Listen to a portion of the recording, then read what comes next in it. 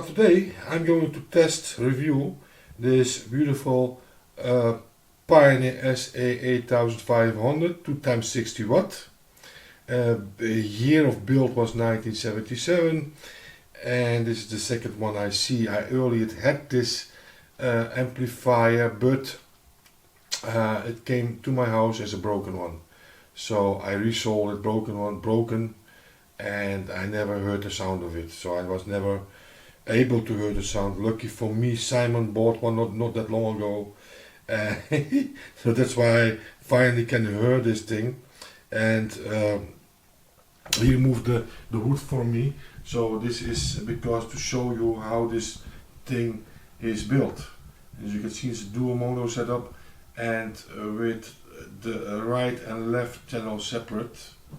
Beautiful, beautiful, my friends, beautiful. And as you can see, it's a dirty one. This thing comes from a smoker's house, eh? Yes. Yeah, you can see that. Did you change something in this? No. Is it original? Yes. Everything is original. Still working. Unbelievable. So this is how it is from the inside, and guys, believe me,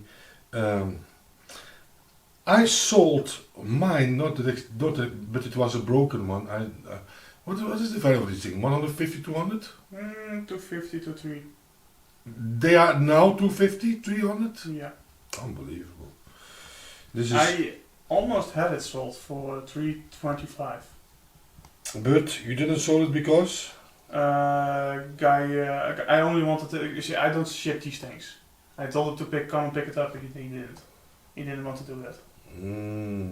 No, I don't want to take the risk and ship things, especially not with those pilot switches. They break off so easily. Yeah. Well, this thing is not original. This knob, we are here. He missed one knob. Yeah. This thing is from a Sony. So if somebody have a knob like this, this is the original knob. Somebody have this knob, you know, maybe one spare one. Please contact Simon because he needs that knob very heavily to make it original again. Yeah, I would love to have that one. Anyway, as you can see, the volume knob have a nice space around it. It looks like the Akai AM9 2950 what is lighted from the back side, but this thing is not lighted. It is the the heaviest knob I've ever held in my hands. That thing is a solid piece of aluminium. It's so smooth, eh? Yeah, it's a very, very heavy knob.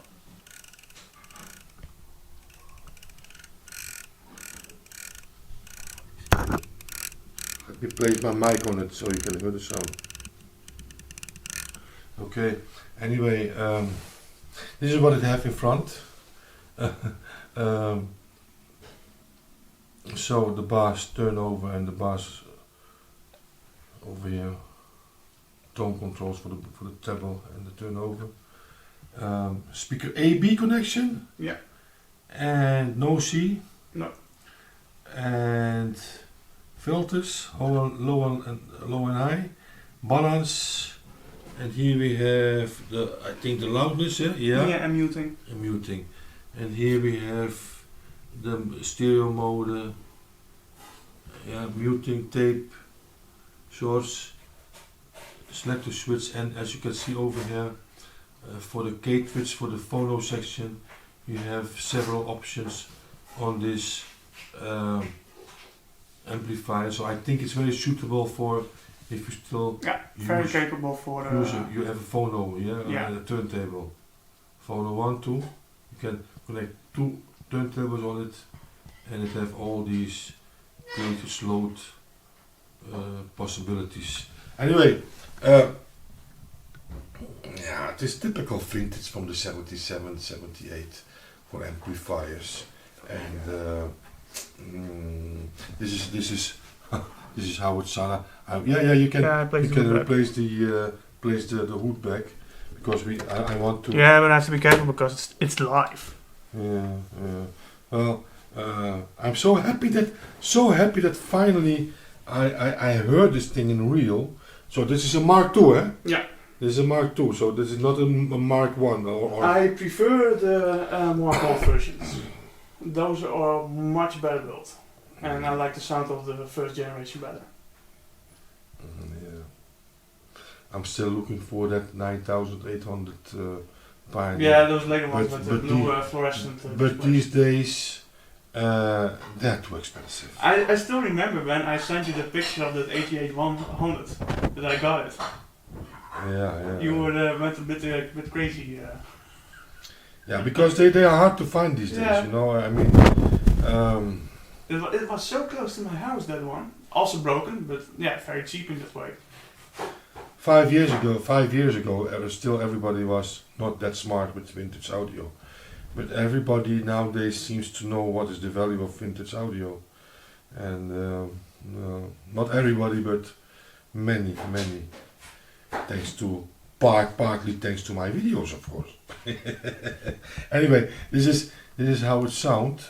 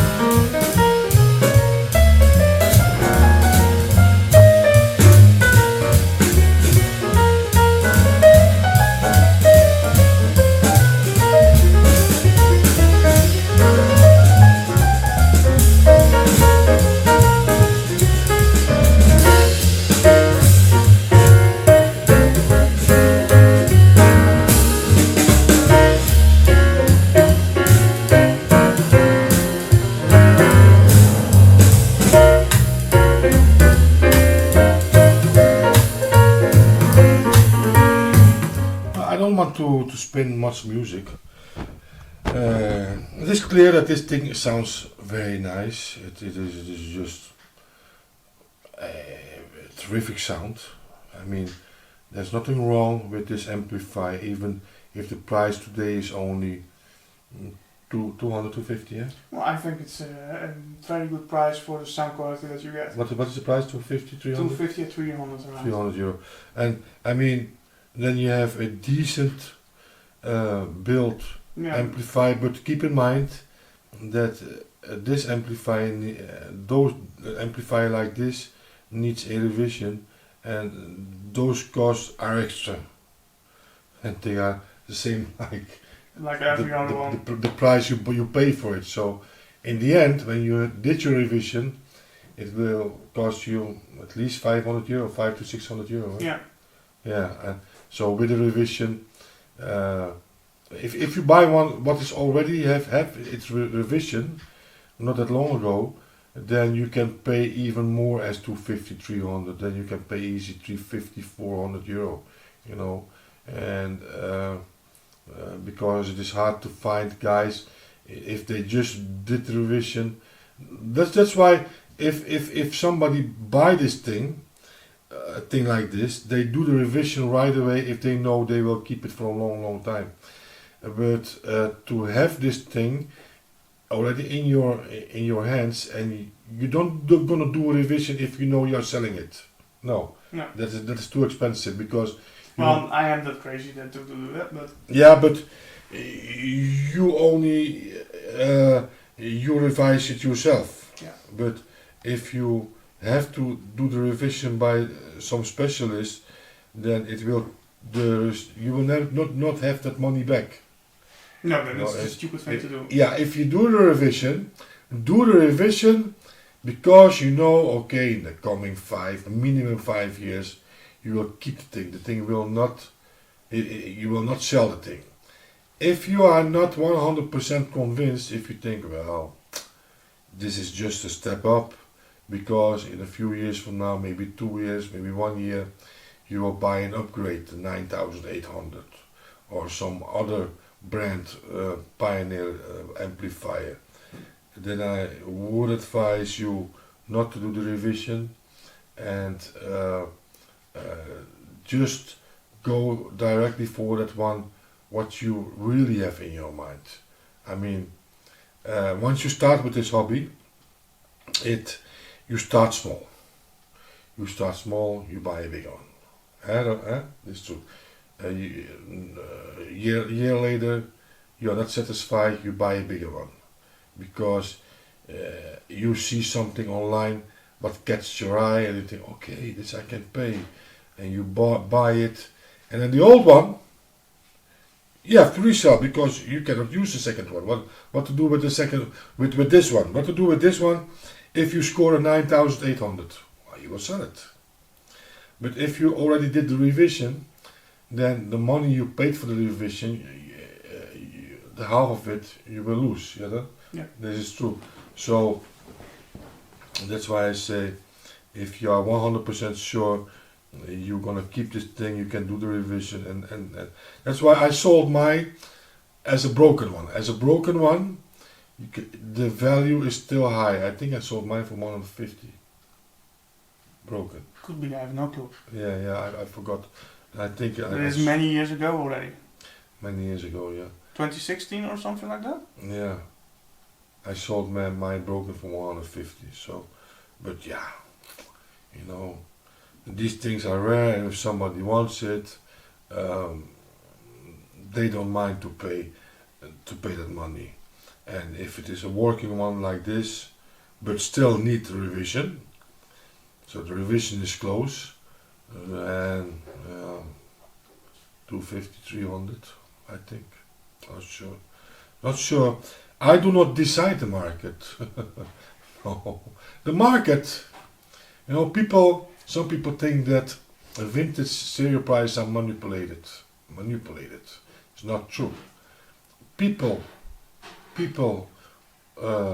make the market. All these people, these persons, individuals who wants to buy a vintage machine, they crank up this price. They are willing. Some of you are willing and not able, but they are willing and they are able to pay these prices you see nowadays online. It's not just that some people ask too much for an amplifier. No, they ask so much because they just studied the market.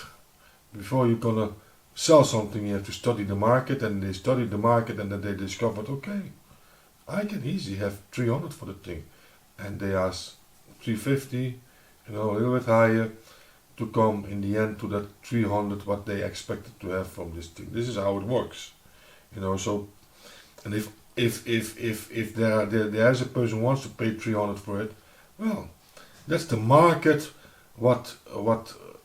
In the end, the market is stronger than me.